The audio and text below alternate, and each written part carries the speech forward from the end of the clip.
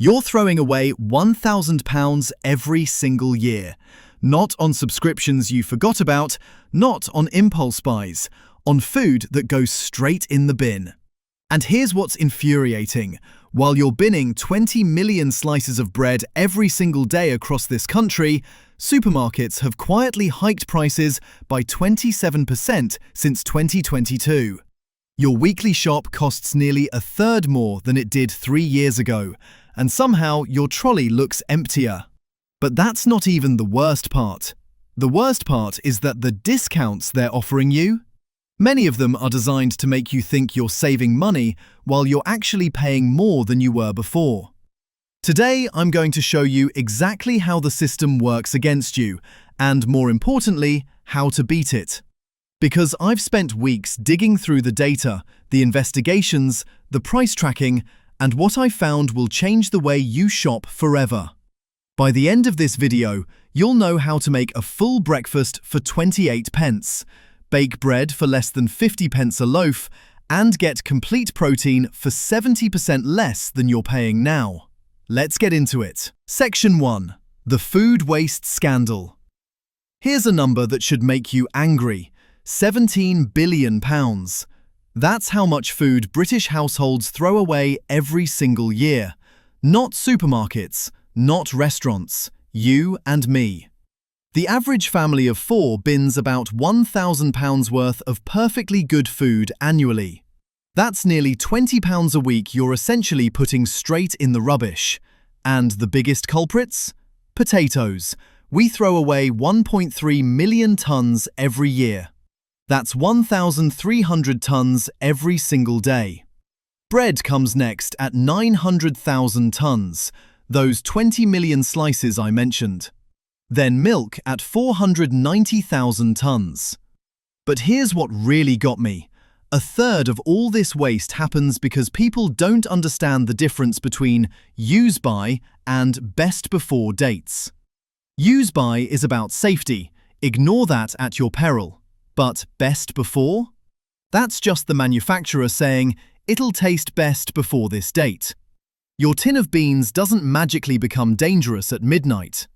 Research shows only 28% of young adults keep food past best before dates, compared to 55% of over 55s. Your nan knows what she's doing. She's not throwing away perfectly good food because of a suggestion on a label. So before we talk about spending less at the shops, let's talk about wasting less at home. Because cutting your food waste in half could save you £500 a year without changing anything else. Section 2. Shrinkflation. Paying more for less. While we're talking about supermarket tricks, let's discuss the one that's been happening right under your nose for years. Shrinkflation. Your products are shrinking, the prices aren't. Quality street tubs have gone from 1.2 kilograms in 2009 to around 650 grams today. That's a 46% reduction. Nearly half the chocolates have vanished, but I guarantee you're paying more now than you were then. Celebrations dropped from 975 grams to around 550 grams, 38% smaller. Digestives went from 400 grams to 300 grams, while the price increased 129%. Lurpak and Anchor butter quietly shrank from 250 grams to 200 grams, a 20% reduction that most people never noticed because the packaging looks almost identical. This year, Cadbury Twirl multipacks dropped from 4 bars to 3.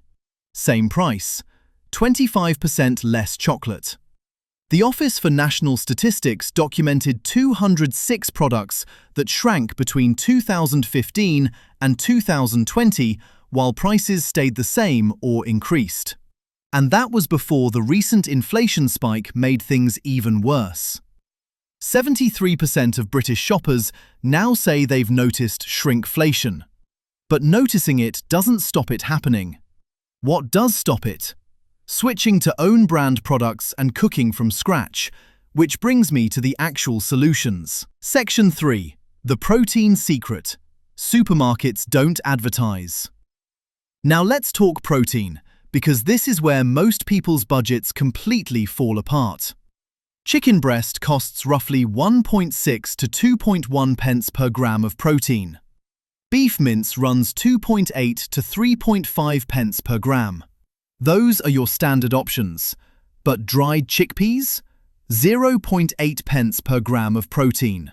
That means beans and lentils deliver the same protein as chicken for 50 to 55% less money. And compared to beef, you're looking at 70 to 75% savings. An adult needs about 50 grams of protein daily. Theoretically, you could hit that target for 42 pence using dried chickpeas alone. Now, I'm not suggesting you eat nothing but chickpeas, but when you understand that rice and beans together provide complete protein, all 9 essential amino acids your body needs, suddenly budget cooking doesn't mean nutrient-poor cooking. And before anyone says, "But you have to eat them together," that's outdated advice. You don't need to combine them in the same meal. Eating variety across the day is enough. The science is clear on this. A tin of own-brand kidney beans costs 40 to 50 pence and contains about 15 grams of protein. Rice costs 45 to 75 pence per kilo. A portion of rice and beans comes to roughly 35 to 65 pence, and that's a genuinely nutritious, filling meal. Compare that to a ready meal at £2.50 to £3.50, or eating the same thing at a restaurant for £8 to £12. Section 4. The Breakfast Transformation. Let me show you exactly what these principles look like in practice, starting with breakfast. Porridge with banana, 28 pence. That's 40 grams of oats at 3 pence, 200 millilitres of milk at 18 pence, and half a banana at 7 pence. The same thing at a coffee shop, £3.50 to £5. You're paying 90% less to make it yourself, and it takes 4 minutes. Now let's talk about a full English, because I know what you're thinking. Budget cooking means giving up the things I love. No, it doesn't. 2 eggs, 45 pence. 2 bacon rashers, 40 pence.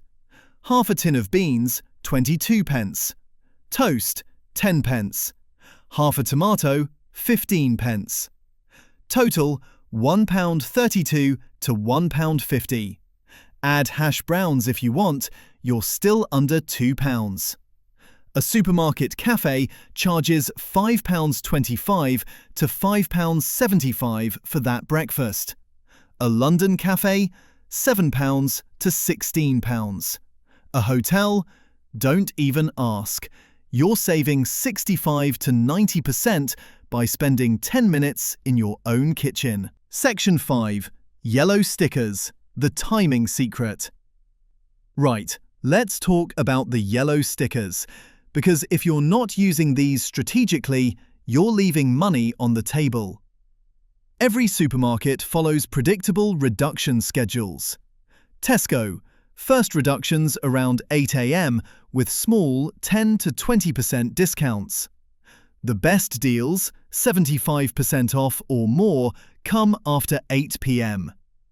Asda, whoops stickers appear twice daily. Final reductions from 7 p.m. onwards. Sainsbury's, reductions start around 2 p.m. Steepest cuts after 7 p.m. Morrison's, 50% reductions around 3 p.m., 75% after 5 p.m., and occasionally they'll knock items down to pennies after 8 p.m. Aldi, red stickers appear around 7:30 to 8 p.m., typically 50% off. And here's the one most people get wrong. Lidl. Their reductions come first thing in the morning, not evening. Fixed 30% off on orange stickers. The products most commonly reduced? Fresh meat and fish, bakery items, ready meals, dairy, and prepared salads. Exactly the expensive items that strain tight budgets most. So there it is.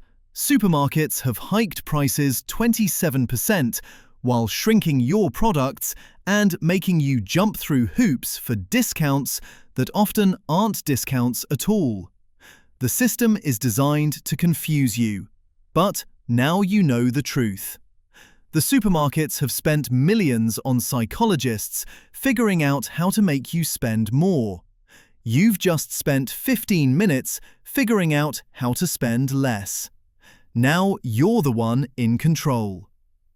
Which one surprised you the most? Drop your experience in the comments. And if you want to watch a video like this one, click the video on the screen. Thanks for watching.